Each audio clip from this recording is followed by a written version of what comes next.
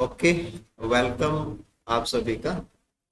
और ये जो है ना, जेनेटिक्स का जो यूनिट रहेगा, ये ट्रिमेंडस यूनिट है। मतलब इसमें ऐसा है कि आपको बैठे बैठे आंसर दिखने चाहिए। सामने सब कुछ होता है, आपको अपने आप ही उसमें से आंसर दिखना चाहिए। क्या क्या करना पड़ेगा आपको? एक तो आपको जो भी टॉपिक है वो क्लियर करना पड़ेगा। इसके बाद में दूसरा है कि यहाँ पे काफी सारा काम है, वो रेशियो का है। रेशियो कैलकुलेशन ऐसे है, तो आपको प्रैक्टिस बहुत ज्यादा चाहिए। आपको प्रैक्टिस है, वो खूब सारी प्रैक्टिस चाहिए। इवन एक एक बात के लिए आपको प्रैक्टिस चाहिए, तो प्रैक्टिस आपको मोर एंड मोर करनी पड़ेगी। हालांकि बाकी यूनिट में भी आप प्रैक्टिस करते हो, लेकिन वहाँ कोई कॉन्सेप्ट होती है, उसमें कागज पे रफ काम करने की जरूरत कम पड़ती है।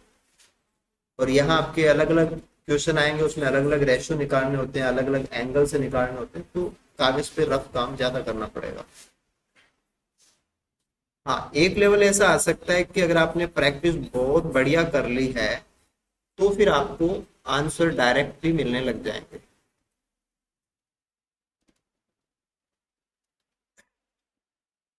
तो इस कारण से यूनिट है वो बहुत छोटा हो जाता है कि अगर आपने पहले टॉपिक पढ़ लिए हैं, काम कर लिया, तो अब आपको कुछ नहीं करना। आपको क्वेश्चन देखना है और बस उसके रिगार्डिंग आंसर आपको देना है। शॉर्टकट है, जैसे गणित के अंदर बच्चे शॉर्टकट लगाते हैं ना, कि वैसे शॉर्टकट है कि आप जितना काम करोगे आपको अपने खुद के शॉर्टकट नजर आने लग जाएंगे। अगर आपने काम नहीं किया तो आपको शॉर्टकट नहीं मिलेंगे, है ना। ठीक है। इसके बाद में दूसरी बात करते हैं कि यहाँ पे सारा जो टॉपिक है वो बेस्ट है फिनोटाइप पे। ये जेनेटिक्स की भाषा में ये आता है कि इसका कलर ये है, उसमें ये है, उसमें ये है। ये ज्यादा फिनोटिपिक कैरेक्टर्स, यानी कि आपको बॉडी के ऊपर बाहर से दिखाई देते हैं ना, आउटर कैरेक्टर्स हैं। तो हमारा काम बाहर से क्या है ये नहीं है, हमारा काम है कि ये कैरेक्टर क्यों है, या इस वाले कैरेक्टर को कंट्रोल कौन कर रहा है।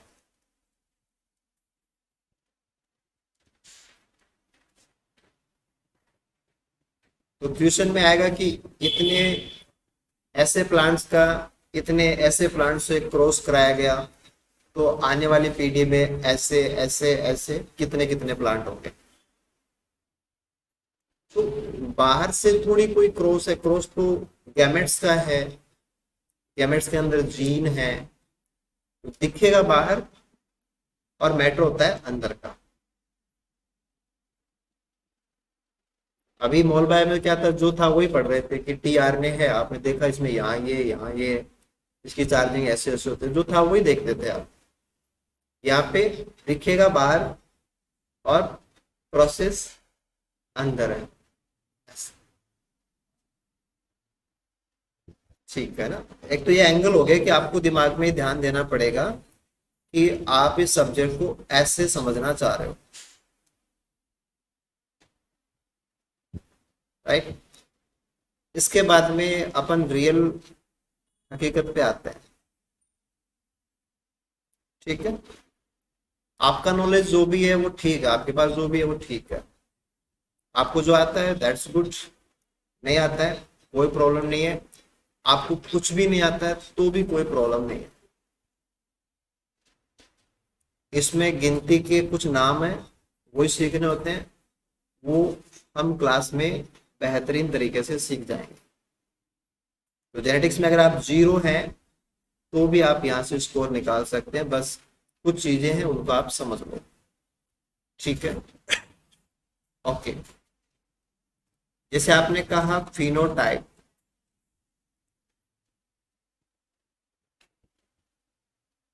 ठीक है। फिनोटाइप का मतलब होता है ऑल कैरेक्टर्स जो आपको दिखाई देते हैं।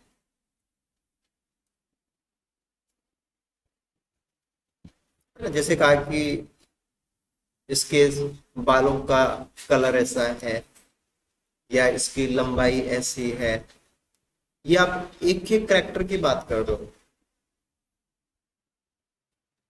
या आप एक एक करेक्टर की बात कर रहे हो। ऐसे करेक्टर ऑर्गेनिज्म के पास एन है, एक नहीं होता है। ठीक है, इससे भी बड़ी बात कि आप ये क्यों पढ़ रहे हो, इनहेरिटेंस बायोलॉजी या जेनेटिक्स पढ़ने का मकसद क्या है, क्यों पढ़ रहे हो, इससे आपको क्या समझ में आएगा। जो हो रहा है वो समझना चाहते हो, या आगे क्या होगा वो आपको समझ में आ जाए। पिछली पीढ़ी में कौन थे, इसके लिए जेनेटिक्स नहीं है। अगली पीढ़ी में कैसे कैसे कितने होंगे, इसके लिए है, प्रेडिक्शन है कि आने वाली पीढ़ी के अंदर ऐसा होने की संभावना बहुत ज्यादा है, उसके लिए जेनेटिक्स है। राइट। तो ऑर्गेनिज्म के पास कई सारे करेक्टर्स होते हैं। करेक्टर्स में जैसे ब्लड ग्रुप है, वो भी करेक्टर है, ऐसा नहीं है। ब्लड ग्रुप आपको बाहर से नहीं दिखता है ना, ब्लड ग्रुप एक करेक्टर है, लेकिन वो आपको बाहर से नहीं दिखेगा। तो करेक्टर का मतलब ये नहीं है, या फिनोटाइप का मतलब ये नहीं है कि जो केवल बाहर से दिखे। हाँ, किसी जीन की वजह से जो होता है वो फिनोटाइप में आप ले सकते हैं। राइट। तो ब्रॉडली तो ये लगता है कि बाहर से ये है जो जो दिखता है वो फिनोटाइप है, लेकिन बात उससे भी ज्यादा होती है कि कुछ इंटरनल करैक्टर्स हैं, जैसे कोई डिजीज है वो भी, है ना, अंदर कोई डिफेक्ट हो गया, जैसे आपने कहा कि कोई ट्रांस मेम्ब्रेन प्रोटीन है वो खराब बन रही है, तो वो भी फिनोटाइप है। उससे क्या होगा, उससे आपको डिजीज होगी वो दिखेगा, डिजीज भी एक फिनोटाइप है। तो आप कहाँ देख रहे हो, तो बाहर आपको दिखने लायक है तो बाहर भी दिखेगा, अंदर भी दिखेगा, मेटाबॉलिज्म में भी दिखेगा, फिजियोलॉजी में भी दिखेगा, स्ट्रक्चर में भी दिखेगा, फंक्शन में भी दिखेगा। पर कारण सारा एक ही है, जड़ वहीं पे है, जी वजह सारी वही है। राइट। एक होता है फिनोटिपिक रेशियो।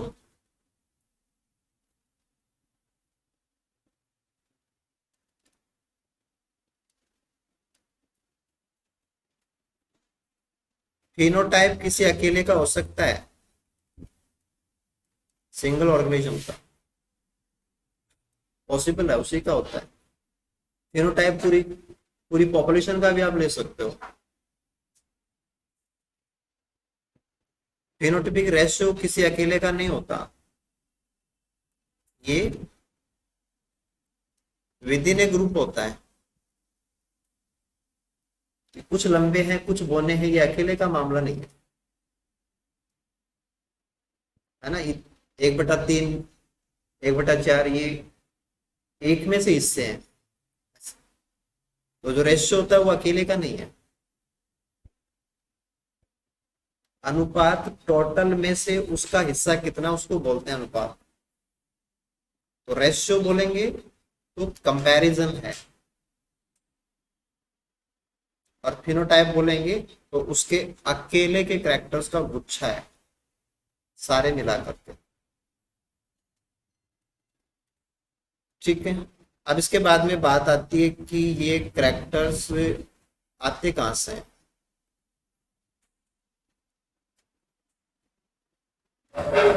तो आंसर है कि जितना कुछ भी होता है सारा डीएनए बेस्ड है,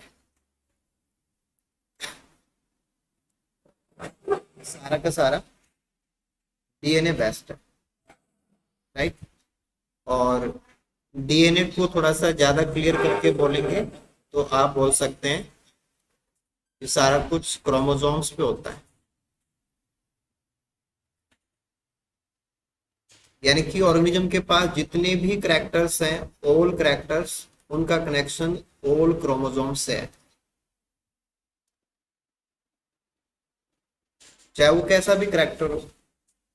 तो every character is controlled by DNA. ठीक है, जैसे आपके पास एन करेक्टर्स हैं,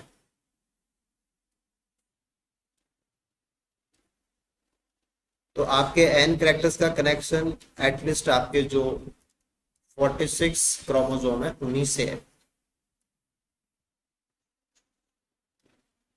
है ना। हमारे अंदर कोई अलग से करेक्टर, जैसे किसी पक्षी का करेक्टर हम चाहें वो नहीं है, क्योंकि वो वाला क्रोमोसोम और वो वाला जीन हमारे अंदर नहीं है। तो totality of genes and totality of characters ऐसे, ऑल एंड ऑल। ठीक है, तो यहाँ पे जितने क्रोमोसोम्स हैं वो सारे के सारे हमारे करेक्टर्स को कंट्रोल करते हैं। अब करेक्टर तो है एन और क्रोमोसोम है 46। तो 46 से ये अनंत संख्या कैसे कंट्रोल होती है, तो आपको समझ में आएगा कि एक क्रोमोसोम जो होता है उसके ऊपर एन जीन्स हो सकते हैं। ठीक है, फिर आपको ये भी समझ में आ सकता है कि वन जीन जो है उससे आप एन प्रोटीन बना सकते हो। स्प्लाइसिंग में आपके पास ऑप्शन है ना। इसलिए थोड़े से क्रोमोसोम सारे करैक्टर को कंट्रोल कर सकते हैं। बैक्टीरिया में तो एक ही क्रोमोसोम होता है, वही सारे करैक्टर उसके कंट्रोल करता है। ठीक है, तो हमारे जीनोम के अंदर या किसी के भी जीनोम की बात करें तो जो क्रोमोसोम्स हैं उन पे जीन्स हैं।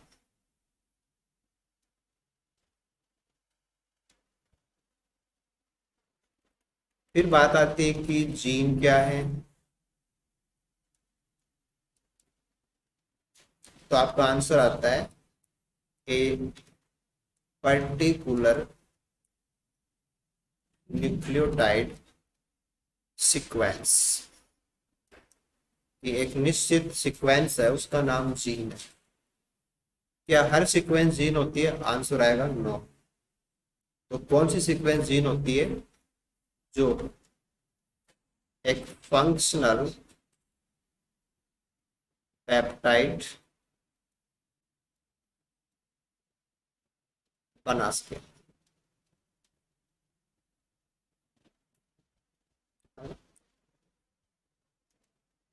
बड़े स्तर पे तो सही है, छोटे स्तर पे तो टीआरएनए के भी जीन होते हैं। तो टीआरएनए तो कोई प्रोटीन नहीं है, आरआरएनए के भी जीन होते हैं, वो तो कोई प्रोटीन नहीं है।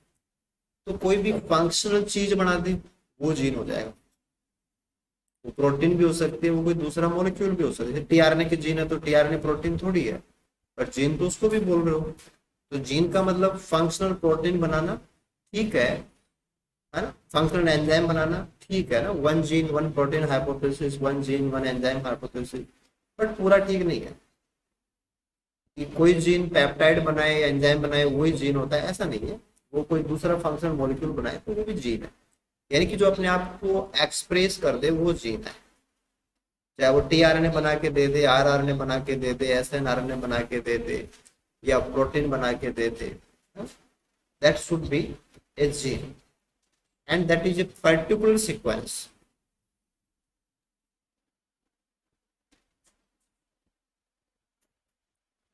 पर्टिकुलर का मतलब क्या है, क्या पर्टिकुलर का मतलब यूनिक है।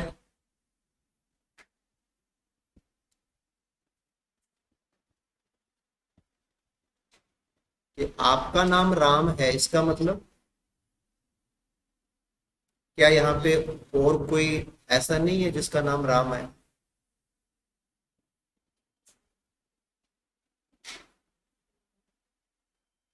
या यहाँ पे जो बैठे हैं उनमें से राम नाम के केवल आप ही हो।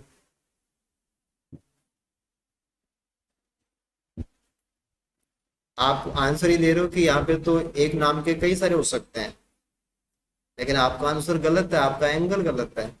आपके एंगल में ये गलती है कि किसी के न्यूक्लियस में एक जीन की कई सारी कॉपीज नहीं होती। ऐसे तो जीनोम साइज बहुत बड़ा हो जाएगा।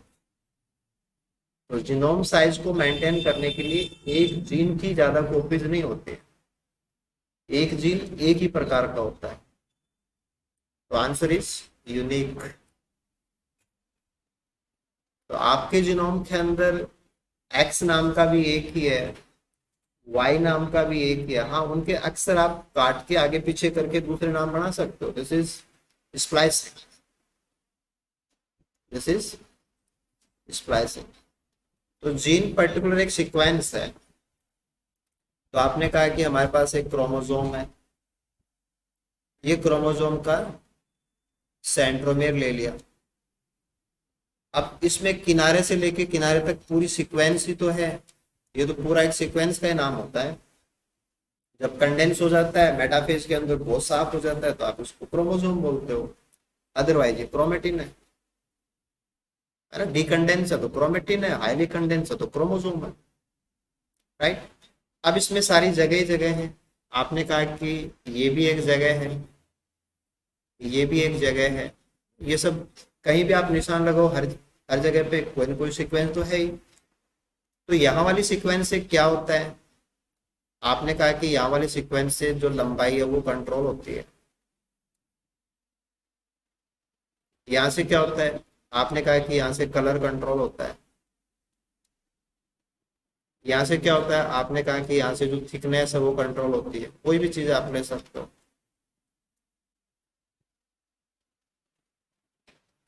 आप ये कहना चाहते हो कि अगर आप इसको जूम करके देखें तो यहाँ पे जो सीक्वेंस है,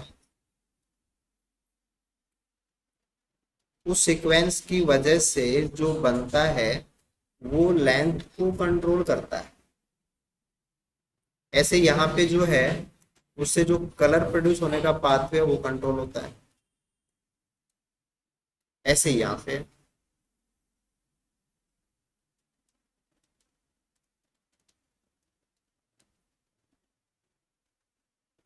तो आप जो कह रहे हैं कि ये लेंथ को कंट्रोल कर रहा है, मींस लेंथ को कंट्रोल करने का काम ये सीक्वेंस करती है।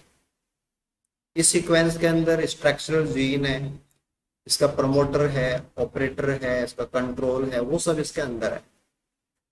तो ये एक छोटा सा मशीन है एक प्रकार का, कि उसका अपने बटन है ऑन ऑफ के, है ना, रेगुलेटर्स आएंगे उसके, एक्टिवेटर, रिप्रेशर सब है इसके।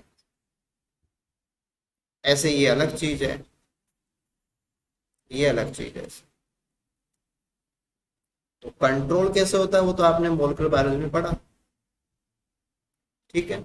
अब यहाँ पे ये जगह है एक, ये एक दूसरी जगह है, ये एक तीसरी जगह है ना क्रोमोसोम के ऊपर। ये पहली जगह आपने ली, ये दूसरी जगह है, ऐसे। तो इनको अपन बोलते हैं लोकस। कि कोई भी सीक्वेंस फिजिकली आपको यहाँ मिलेगी तो वो उसका लोकस है। ऐसे कोई यहाँ मिलेगी तो उसका लोकस है, ऐसे इसका लोकस। तो physical position of A gene on a particular chromosome is called locus. तो लोकस किसी भी क्रोमोसोम के ऊपर किसी जीन का स्थान होता है, कि वहां जो आएगा वो लेंथ को कंट्रोल करने वाला आएगा, यहाँ जो आएगा वो कलर को कंट्रोल करने वाला आएगा। तो क्रोमोसोम के ऊपर कई सारे लोकस होते हैं, चेयर डली हुई होते हैं, यहाँ ये बैठा है, यहाँ ये बैठा है। तो दैट आर लोकस। अभी आपने एक सिंगल क्रोमोसोम देखा,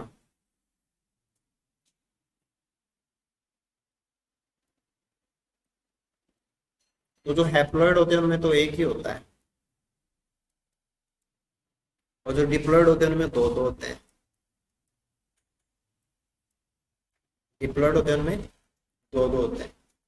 जैसे आपके पास क्रोमोसोम नंबर थर्ड ले लिया, थर्ड क्रोमोसोम, उसकी दो कॉपी है। ये भी थर्ड क्रोमोसोम है, ये फादर वाला है और ये मदर वाला है, और इसलिए आप डिप्लॉइड हो। अगर एक एक ही होता तो हैप्लॉइड हो जाता है, राइट। सिंपल सा दिखे इसके लिए आपने केवल एक क्रोमोसोम को यहाँ पे दिखाया, वरना आपके पास 23 है। तो अगर आप यहाँ पे 46 लाइन बनाएंगे तो फिर कॉम्प्लेक्सिटी आ जाएगी, हम बात जो समझना चाहते हैं वो समझ में नहीं आएगी। तो हम सरल करने के लिए एक क्रोमोसोम ले रहे हैं। तो जैसे क्रोमोसोम थर्ड की दो कॉपी है, फर्स्ट की भी हैं, 22 वाले की भी है, 23 वाले में एक्स और वाई का मामला आ जाता है। तो मेल फीमेल में उसका अंतर है, बाकी 22 तक कोई अंतर नहीं है। तो ये आपका डिप्लॉयडनेस है, एक एक क्रोमोसोम के दो दो कॉपी है। इसका फायदा ये है कि एक कॉपी खराब हो जाए तो दूसरी है आपके पास, एक कॉपी में म्यूटेशन हो जाए तो दूसरी से आप काम चला सकते हो, एक में डैमेज हो जाए तो दूसरी से आप डैमेज को सुधार भी सकते हो, डैमेज रिपेयर मैकेनिज्म भी है। तो आपके पास दूसरी कॉपी है, अल्टरनेट कॉपी है। ये क्रोमोसोम थर्ड ये भी है, ये भी है। आपने एक्स इनएक्टिवेशन पढ़ा, तो दो एक्स है तो दो में से किसी एक को बंद कर सकते हो, अगर एक ही होता तो ऑप्शन नहीं होता। तो दो होने पे ऑप्शन है, राइट। अब दोनों थर्ड नंबर के क्रोमोसोम है तो दोनों पे सीक्वेंस सेम है, दोनों पे सीक्वेंस सेम सीक्वेंस है।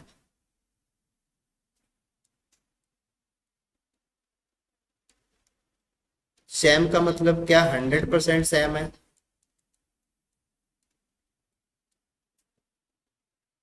या लेस देन 100% सेम है, या है ना मोर देन 100% सेम है।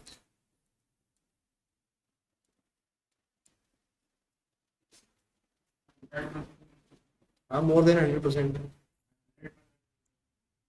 100% सेम है। आप लोग भी कोशिश कर लीजिए। लेस देन 100% कह रही है पूजा।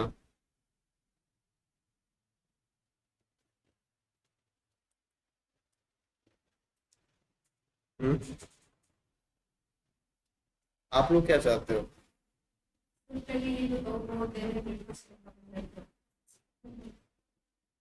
भाई आप ये कहते हैं कि ये मेरे पास दो चॉकलेट है, ये दोनों 100% सेम है, ये 90% सेम है, या ये 110% सेम है, ऐसे है। 90, मतलब आपके हिसाब से सेम होना क्या चीज होती है? आपके हिसाब से सेम का मतलब 100% सेम होता है क्या?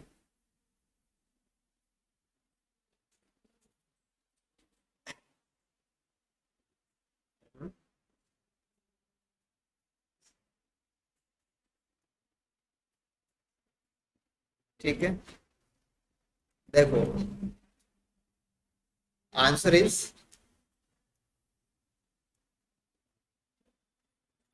100% से कम। वो 99.9% भी मैच कर सकते हैं, वो 80% भी मैच कर सकते हैं, वो 10% भी मैच कर सकते हैं, वो 0.5% भी मैच कर सकते हैं। क्या ऐसा है?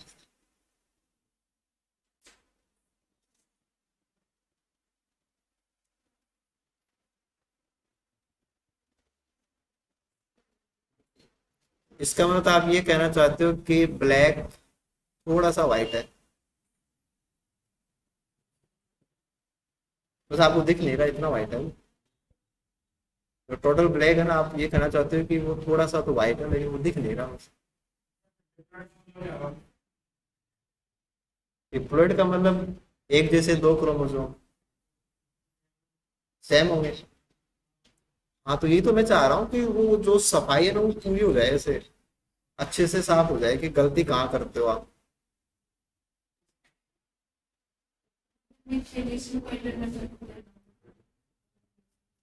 मतलब जब मैं ही दिमाग नहीं लगा रहा था, आप क्यों लगा रहे हो?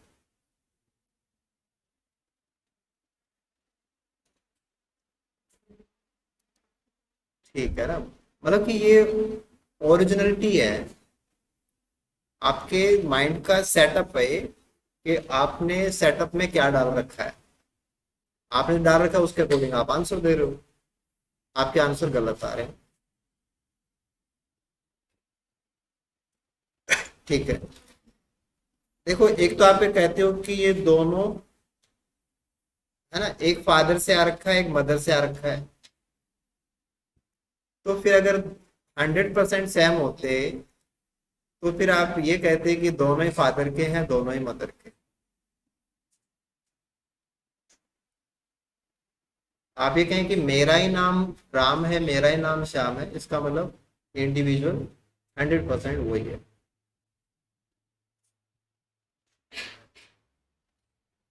इट मीन्स फादर फादर है और मदर मदर है, फादर और मदर में अंतर है।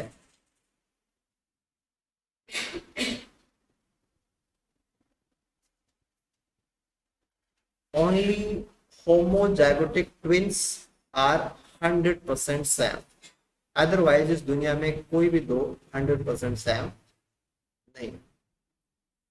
खुद के बच्चे भी 50% ही मैच करते हैं एक पेरेंट्स। तो 100% सेम होना केवल ट्विंस का मामला है या क्लोन्स का मामला है। आप टिश्यू कल्चर में आ जाओगे, animal tissue culture plant tissue culture, तो क्लोन्स है जो हूबहू मिलते हैं, आइडेंटिकल। 100% सेम का मतलब होता है आइडेंटिकल, इनमें कुछ भी अंतर नहीं है। हाँ, इसका मतलब ये है कि फादर वाला थर्ड क्रोमोसोम और मदर वाले एक्स थर्ड क्रोमोसोम, ये दोनों थर्ड है, ना कि एक थर्ड और एक फोर्थ। तो ये खूब सारे मिलते हैं, खूब सारे मिलते हैं, इसका मतलब आप 99 पे हो तो ठीक है, 80 पे हो तो ठीक है, लेकिन ये कहें कि 10% मिलता है तो उसका खूब सारा मिलता है, गलत है। और केवल आधा परसेंट मिलता है, आप कह रहे हो कि ये खूब सारे मिलते हैं, गलत है। ये डिफरेंस है। डिफरेंस का कम होना सिमिलरिटी का ज्यादा होना होता है, और डिफरेंस का बड़ा होना सिमिलरिटी का खत्म हो जाना होता है। तो अगर आप कह रहे हैं कि दोनों थर्ड हैं तो दोनों में खूब सारा मैच करता है। हाँ, 100% से ज्यादा सेम कोई चीज कभी हो ही नहीं सकती, इसका तो स्कोप ही नहीं था। हम्म? तो ये आपके समझ में आया कि हमारे अंदर हर एक क्रोमोसोम की दो कॉपी है, दोनों कॉपीज 100% सेम नहीं हो सकती। यानी कि आप ये कहना चाहते हैं कि हमने पहले क्रोमोसोम को यहाँ से सीक्वेंस देखनी चालू की और हम यहाँ तक उसकी सीक्वेंस देख लेते हैं सीक्वेंस, और ऐसी सीक्वेंस हूबहू यहाँ पे नहीं है। हाँ, बहुत सारे मैच करेंगी लेकिन पूरा मैच नहीं करेगा। अगर पहला न्यूक्लियोटाइड दूसरा तीसरा और आखिर तक सारे हूबहू हो, वो तो आइडेंटिकल का मामला है, वो केवल ट्विंस या क्लॉन्स वहां पॉसिबल है, बाकी में पॉसिबल नहीं। फादर का लाइन अलग है, फादर अपनी लाइन से आ रहा है, मदर का लाइन अलग है, वो ननियाल की साइड से आ रही है। फादर की कहानी अलग है मदर की कहानी अलग है, बस वो दोनों एक साथ जायगोट में आ गए, इसलिए लगता है कि थर्ड थर्ड सेम हो, बाकी वो पीछे से देखो आप, उनकी कहानियां तो बहुत अलग है। ओके, हाँ, इसका मतलब ये जरूर है कि थर्ड का मतलब थर्ड ही होता है, ये भी थर्ड क्रोमोसोम है और दूसरे वाला भी थर्ड क्रोमोसोम है। तो इसका मतलब अपन ये कह सकते हैं कि थर्ड क्रोमोसोम पे जो जीन होते हैं वो फादर वाले पे भी है मदर वाले पे भी है। 8वें नंबर के क्रोमोसोम का कोई भी जीन इस पे नहीं हो सकता, है ना। थर्ड क्रोमोसोम नाम है, जैसे आप कहें कि 21 से लेके 30 तक की गिनती है, तो उसमें 21 से 30 तक के आएंगे, उसमें 45 कभी नहीं आ सकता, उसमें 15 कभी नहीं आ सकता। तो वही चीज यहाँ पे लगाओगे कि थर्ड क्रोमोसोम का मतलब थर्ड पे जो जीन होते हैं वो है इसमें, और दूसरे में भी वही जीन है, इसीलिए इसका नाम थर्ड है। अगर आप जीन चेंज कर देते तो उसका नाम दूसरा क्रोमोसोम हो जाता है। तो अगर आप दोनों क्रोमोसोम सेम ले रहे हो, इसका मतलब जीन वो के वो है। अब एक क्रोमोजोम के ऊपर जीन आगे पीछे तो होते ही नहीं, उनकी जगह फिक्स होती है। तो जहां पे लोकस 1 है वही लोकस आपको दूसरे पे भी मिलेगा। तो अगर आप इसको दिखाना चाहें तो सीन ऐसा है आपका कि ये पहला क्रोमोजोम है और ये दूसरा क्रोमोजोम है। अगर मान लो कि लेंथ का जीन यहाँ पे है तो दूसरे क्रोमोजोम पे भी लेंथ का जीन यहीं पे होगा।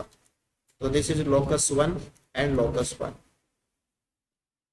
तो लोकस वहीं के वहीं मिलेंगे। लोकस आगे पीछे होने का मतलब ये है कि क्रोमोजोम छोटे बड़े हो जाएंगे।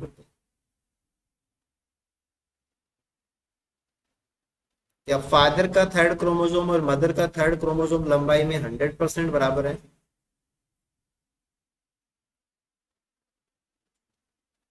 एक भी न्यूक्लियोटाइड कम ज्यादा नहीं है क्या? है? अगर एक भी न्यूक्लियोटाइड कम ज्यादा नहीं है तो फिर फिंगरप्रिंटिंग कैसे करोगे? रिपीट्स का नंबर वेरी करता है, जीन वेरी नहीं करते। रिपीट्स नॉन जेनिक सीक्वेंसेस होते हैं। तो मेन चीज है वो तो उतनी है, फिक्स है। एक जीन में इतने न्यूक्लियोटाइड है तो वो उतने ही होंगे। लेकिन जीन के अलावा बहुत सारा हमारे अंदर तो नॉन जेनिक पड़ा है, उसमें रिपीट्स वो वेरी कर सकते हैं। फादर में रिपीट कम है, मदर में रिपीट ज्यादा है, जो भी है नंबर ऑफ रिपीट वेरी कर सकता है।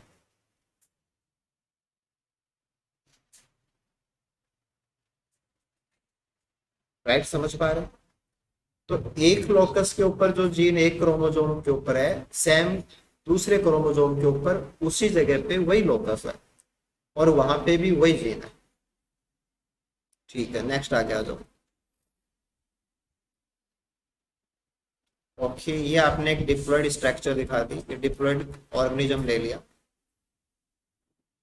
और आपने कहा कि यहाँ एक लोकस है और इस लोकस से मटर के पौधे की लंबाई कंट्रोल होती है। तो आप कहेंगे कि यहाँ से भी लेंथ कंट्रोल होती है, क्योंकि यहाँ पे जो जीन है वो लेंथ को कंट्रोल कराता है और ये भी लेंथ को कंट्रोल कराता है। पौधों के अंदर लंबाई का मामला वो जिब्रेलिक एसिड से जुड़ा हुआ होता है कि जिब्रेलिक एसिड पौधों को लंबा बनाता है। अगर जिब्रेलिक एसिड आप बाहर से डाल दोगे तो लंबा हो जाएगा पौधा।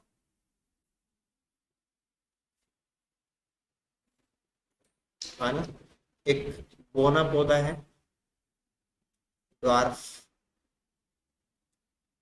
आप जिब्रेलिक एसिड डाल करके उसको टॉल बना सकते हो क्या?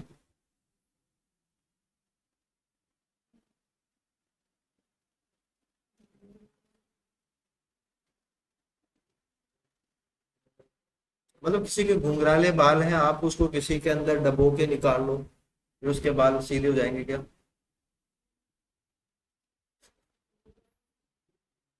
या उसको कुछ पिला दो, कोई दवाई पिला दो उसको, फिर उसके बाल सीधे हो जाएंगे?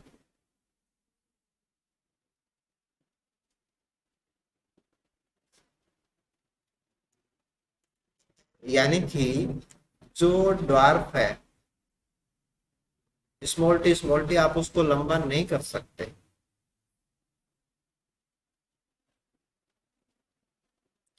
आप उसको बाहर से जिब्रेलिक एसिड देके लंबा नहीं कर सकते ना। बना बनाया जिब्रेलिन देके उसको लंबा नहीं कर सकते। हाँ, आप एक काम कर सकते हो, इसके दोनों टी छोटे हैं, आप इसमें एक टी बड़ा लगा दो, फिर ये अपने आप हो जाएगा।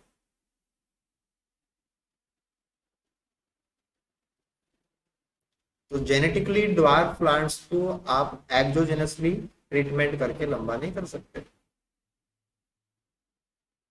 यानी कि जो लंबा हो सकता है आप उसी को लंबा कर सकते हो, जो जन्मजात जिसके करैक्टर ही बौनेपन के हैं, आप उसको लंबा नहीं कर सकते।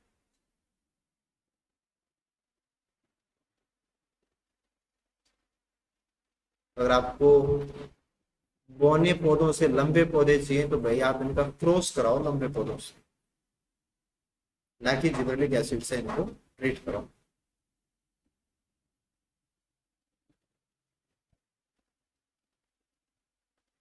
और ये वैसे भी बहुत जरूरी है कि आपको कोई नई चीज चाहिए तो आपको वो चीज जिसने पहले से ले रखी है उससे कनेक्ट होना पड़ेगा। नेचर में ऑर्गेनिज्म ऐसे ही करते हैं, कुछ खा के अच्छे नहीं बनते, क्रॉस करके अच्छे बनाते हैं।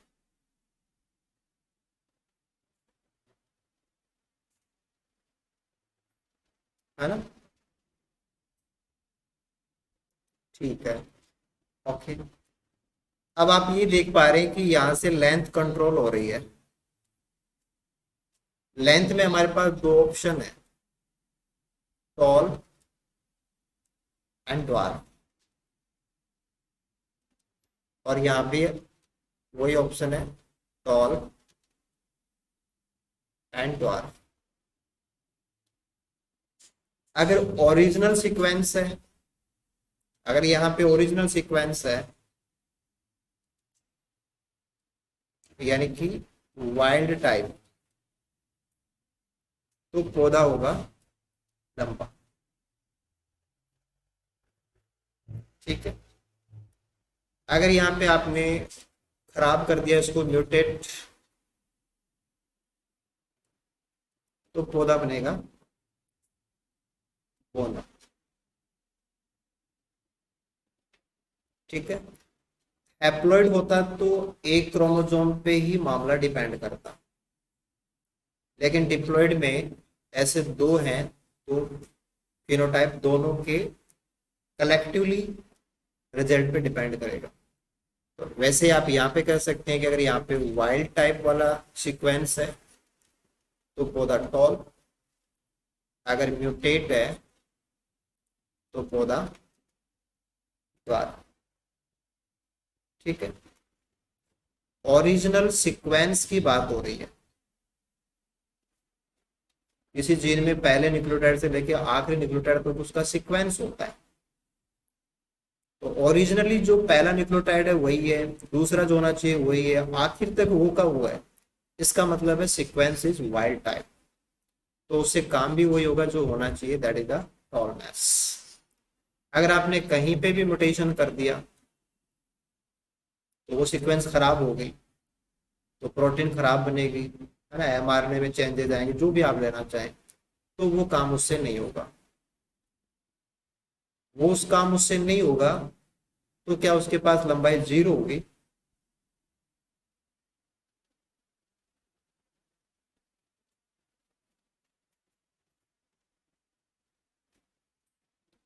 जैसे वाइल्ड टाइप से लंबाई आती है, टॉलनेस आती है, तो क्या वाइल्ड टाइप वाला खराब हो जाए तो लंबाई जीरो हो जाएगी? जीरो नहीं होती, कुछ ना कुछ लंबाई होती है, दैट इज बेसल हाइट। तो ड्वार्फ का मतलब ऐसा नहीं कि जीरो है, उसके पास एक बेसल हाइट है।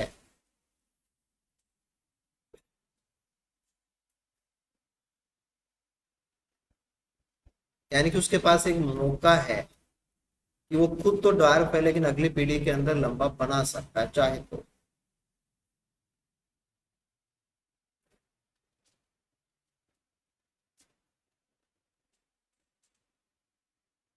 उसको एक लंबे के साथ क्रॉस करना पड़ेगा।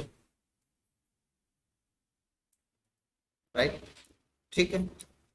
और फिर अगर आप दूसरे क्रोमोसोम ना, इसी चीज को आप सिंपली, अभी तो मैटर आप सीक्वेंस का समझ रहे थे, अब सीक्वेंस ना तो लिखी जाती है ना बोली जाती है, तो एक सिंबल आ गया कि ओरिजिनल को आपने कैपिटल टी बोल दिया, वो सिंबल है, निशान है, वो सिंबल है। और खराब हो गया उसको स्मॉल टी बोल दिया। तो इस लोकस पे दो ऑप्शन है, या तो कैपिटल टी हो सकता है या स्मॉल टी हो सकता है। ऐसे यहाँ पे भी दो ऑप्शन है, कैपिटल टी हो सकता है ओरिजिनल सीक्वेंस या म्यूटेट वाला। तो अगर दोनों जगह पे ओरिजिनल ओरिजिनल आ गए तो इसका जीनोटाइप हो गया कैपिटल टी कैपिटल टी। तो ये होमोजाइगस टोल है।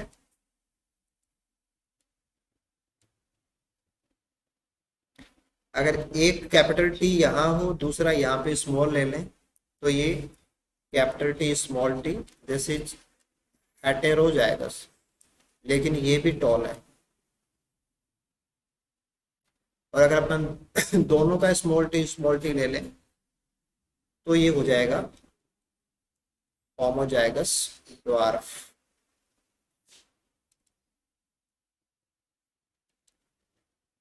तो एक लोकस के ऊपर एक ही हो सकता है, या तो कैपिटल टी या स्मॉल टी।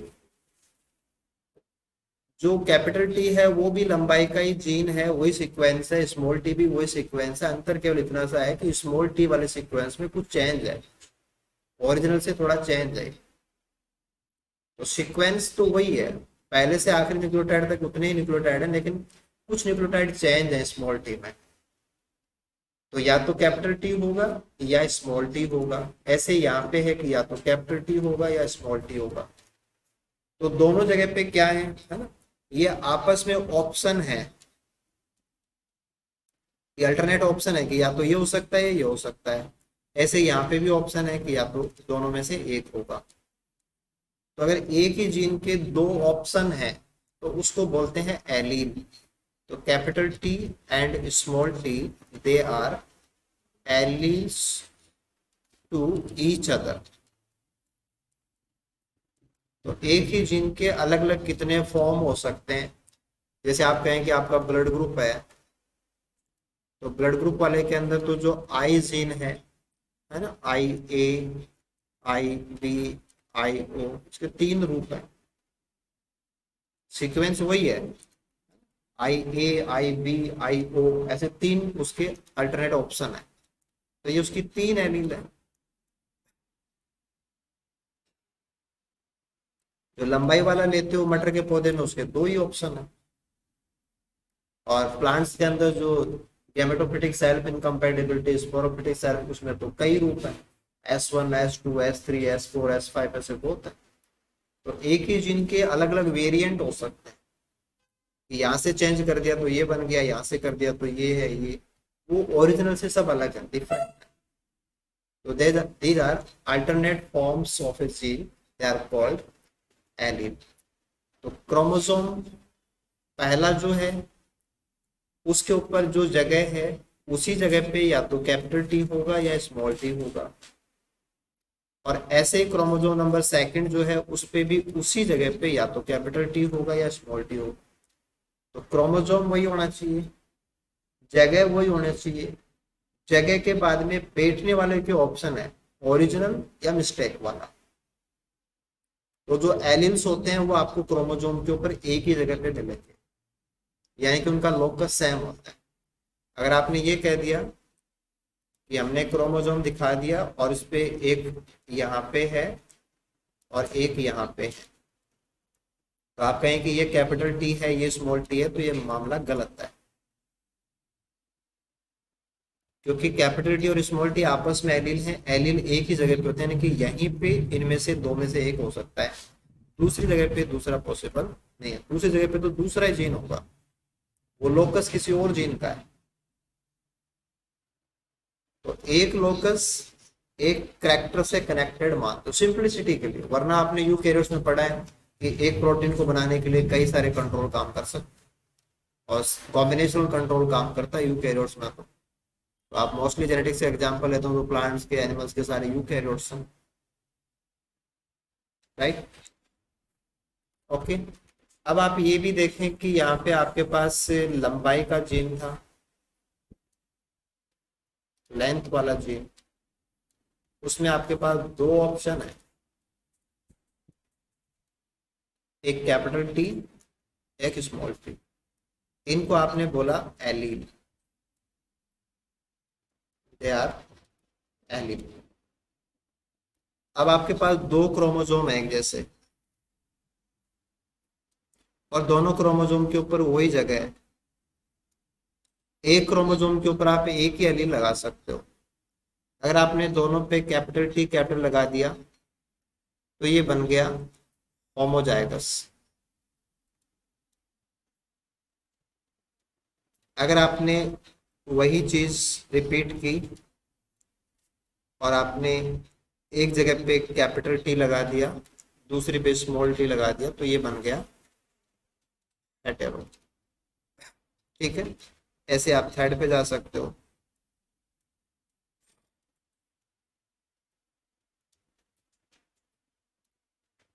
दिस इज होमो। तो मैक्सिमम आपके पास दो क्रोमोजोम है एक जैसे, क्योंकि आप डिप्लॉयड हो। अगर टेट्राप्लॉइड होते तो चार होते आपके पास, ऐसे ट्रिप्लॉइड होते तो तीन होते, हेक्साप्लॉइड होते तो आपके पास ऐसे छह होते हैं ऐसे। नॉर्मली जीव डिप्लॉयड लेके बात करते हैं जेनेटिक्स में सारी, तो उसमें दो ही क्रोमोजोम है। एक क्रोमोजोम के ऊपर वो जगह एक ही है, लोकस एक ही होता है। एक लोकस के ऊपर एक ही आ सकता है, या तो कैपिटल या स्मॉल, राइट। तो दोनों पे आप दो लगा सकते हो मैक्सिमम। और दो कैसे कैसे होंगे, दोनों कैपिटल टी, ये भी एक कॉम्बिनेशन है। एक कैपिटल एक छोटा, ये भी एक कॉम्बिनेशन है। दोनों छोटे, ये भी एक ऑप्शन है। तो ये जो आप लिख रहे हो, ये है जीनोटाइप। जो आप आगे बताते हो कि ये होमोजाइगस टॉल है, ये फिनोटाइप है। ये टॉल है, ये फिनोटाइप है। ये ड्वार्फ है, ये फिनोटाइप। और आपने फिर कैपिटल टी को भी टॉल ही बोल दिया, कैपिटल टी स्मॉल टी को भी टॉल ही बोल दिया।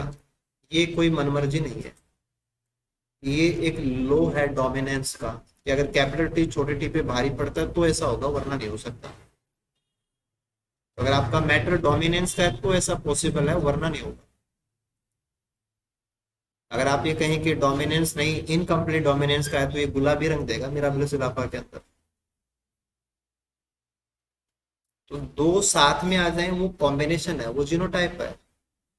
और उनके ऐसा होने से क्या होगा, वो फिनोटाइप है। फिनोटाइप में आपको क्या मिलेगा, ये जीन इंटरेक्शन का मामला है, कि आपका जो एग्जाम्पल है उस एग्जाम्पल में एलिल्स है, उनका बिहेवियर क्या है। अगर वो इनकम्प्लीट डोमिनेंस देते हैं तो नतीजा उसके हिसाब से आएगा, कंप्लीट डोमिनेंस देते हैं तो उसके हिसाब से आएगा, है ना। और को डोमिनेंस देते हैं तो उसके हिसाब से आएगा। आपने कहा कि आई ए भी है और आई बी भी है, तो जीनोटाइप है वो ब्लड ग्रुप ए भी आएगा, तो ये को डोमिनेंट है, दोनों एक्सप्रेस करते हैं। या कैपिटल टी स्मॉल टी के अंदर स्मॉल टी तो चुप ही हो गया बेचारा, रिसेसिव है, बोलता ही नहीं है, तो टी भारी पड़ता है, तो ये डोमिनेंस है। तो वो एलिलिक इंट्रैक्शन का मामला है, कि एक एलिल दूसरे एलिल के साथ में होने पे क्या करते हैं मिलके, दैट इज एलिलिक इंट्रैक्शन। उससे बड़ा लेवल आता है कि एक जीन दूसरे जीन के साथ मिलके क्या करता है, दैट इज जेनेटिक इंट्रैक्शन। है ना, ये दुनिया अलग है, ये दुनिया थोड़ी डिफरेंट है, अच्छी दुनिया है। बाहर से दिखेगा, अपन सीधा अंदर जाएंगे, है ना। जैसे ड्वार्फ दिखता है तो सीधा स्मॉल टी दिखता है, वो जीरो लेवल है, बेसिक, जिसको आप जानते हो, है ना। तो लंबाई एक करैक्टर है ना। और जैसे आप कहें कि फ्लावर का कलर,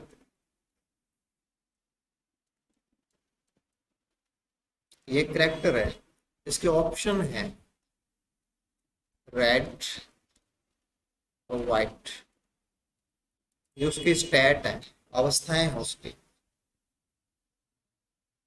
ऐसे और भी हो सकते हैं, जैसे ब्लड ग्रुप के और भी आएंगे आपके पास,